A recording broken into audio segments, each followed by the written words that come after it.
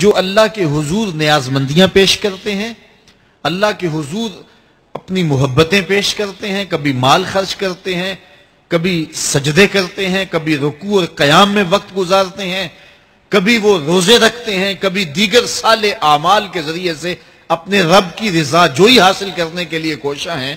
لیکن یہ وہ لوگ خوش نصیب ہیں کہ جب وہ عمل کر رہے ہوتے ہیں تو ان کے دل تھر تھر کانپ رہے ہوتے ہیں کہ پتہ نہیں مالک یہ عمل بھی قبول ہوئے ہیں یا کہ نہیں ہوئے.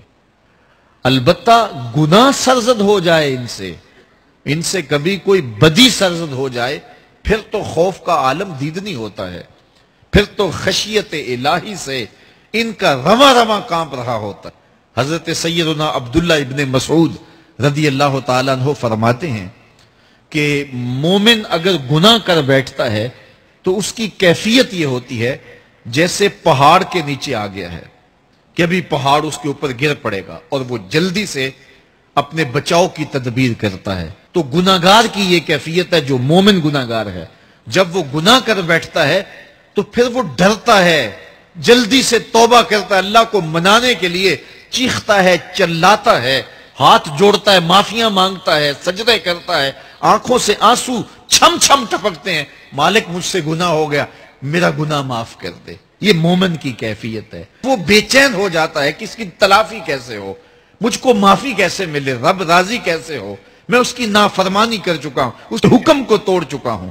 تو پھر وہ جلدی سے اللہ جل شانہ کو راضی کرنے کی کوشش کرتا ہے اور توبہ کی دہلیز پہ آ کے کھڑا ہو جاتا ہے. اور بندہ جب توبہ کرتا ہے تو اللہ تعالیٰ جل شانہ یہ نہیں دیکھتا اس نے جرم کیا ہے، اللہ دیکھتا ہے یہ میری دہلیز پہ آ گیا ہے.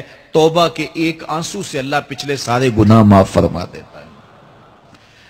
اور منافق کی کیفیت کیا ہے؟ جب وہ گناہ کرتا ہے تو اس کی کیفیت یہ ہوتی ہے جیسے بدن پہ مکھی آ بیٹھی اور اس نے ہلکے اشارے سے اڑا دیا. اب مجھے بتائیے سویر سے لے کر شام تک کتنی دفعہ ایسا ہوتا ہے کہ بدن پہ مکھی بیٹھتی ہے اور ہم ہلکے اشارے سے اسے اڑا دیتے ہیں، لیکن ہمیں شام کو یاد بھی نہیں ہوتا کہ آج کتنی مرتبہ ہم نے اپنے بدن سے مکھی اڑائی تھی. اب اس آئینے میں اور آپ اپنے آپ کو دیکھ سکتے ہیں کہ ہم کہاں کھڑے ہیں. سویر سے لے کر شام تک کتنے گناہ کیے. شام کو سوتے ہوئے دماغ پر دل پر کوئی بوجھ نہیں ہوتا کہ آج اتنی نمازیں چھوٹی، آج اتنوں کے دل دکھائے، آج اتنوں کی غیبت کی، آج اتنوں کو گالی دی، آج اتنا حق غصب کیا، آج اتنا ٹیکس چوری کیا، آج اتنی رشوت لی، آج اتنی زیادتیاں کی، آج اتنا جھوٹ بولا. سویر سے لے کر شام تک اتنا کچھ ہوا، لیکن شام کو چین سے سو گئے، آرام کی نیند سو گئے. کوئی دماغ کے اوپر بوجھ ہی نہیں ہے، کوئی دل کے اوپر بوجھ نہیں ہے کہ ہم نے اتنے گناہ کیے آج سارا دن میں. تو اگر یہ کیفیت ہے تو پھر یہ نفاق اندر اتر گیا ہے اور اچھی طرح رچ بس گیا ہے. لیکن اگر زندگی میں کبھی کوئی خطا، کوئی غلطی سرزد ہوتی ہے تو اس کا بوجھ، اس کی ندامت بے چین کر دیتی ہے. زندگی کا لف و نشر غیر مرتب ہو جاتا ہے، جینا مشکل ہو جاتا ہے، تباہ پہ بوجھ ہوتا ہے. تو پھر اللہ کا شکر ادا کرے اور اس کے حضور رجوع کرے. اگر وہ کیفیت ہے پھر اللہ سے توبہ کریں اس بات کی کہ ہمارے اندر نفاق اتر گیا اور ہمارے من ستھرے نہیں رہے. گناہ پر گناہ کرنے کے باوجود بھی ہمیں کوئی فرق نہیں پڑتا. ایک حدیث میں آتا ہے جب کوئی شخص گناہ کرتا ہے تو گناہ کرنے کی وجہ سے اس کے دل پر ایک سیاہ نقطہ لگ جاتا ہے. اگر وہ فوراً توبہ کر لے تو وہ نقطہ مٹ جاتا ہے اور دل شفاف ہو جاتا ہے. لیکن اگر وہ توبہ فوراً نہیں کرتا تو نقطے کے ساتھ ایک نقطہ دوسرے گناہ سے پھر پڑ جاتا ہے، حتیٰ کہ وہ پھیلتا رہتا ہے اور گناہ ہوتے جاتے ہیں. ایک وقت ایسا آتا ہے کہ پورا دل سیاہ ہو جاتا ہے، اور جب پورا دل سیاہ ہو جائے تو پھر گناہ اور نیکی میں کوئی فرق باقی نہیں رہتا.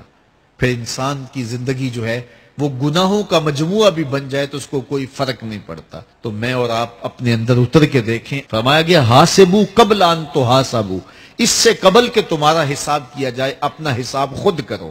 میں اور آپ اپنے آپ کو تولیں، ترازو کے دونوں پلڑوں کے اندر اپنے اعمال کو رکھیں، نیکیاں بھی رکھیں اور برائیاں بھی رکھیں، اور پھر ان کو تولیں اور پھر ہم دیکھیں کہ ہم کہاں کھڑے ہیں.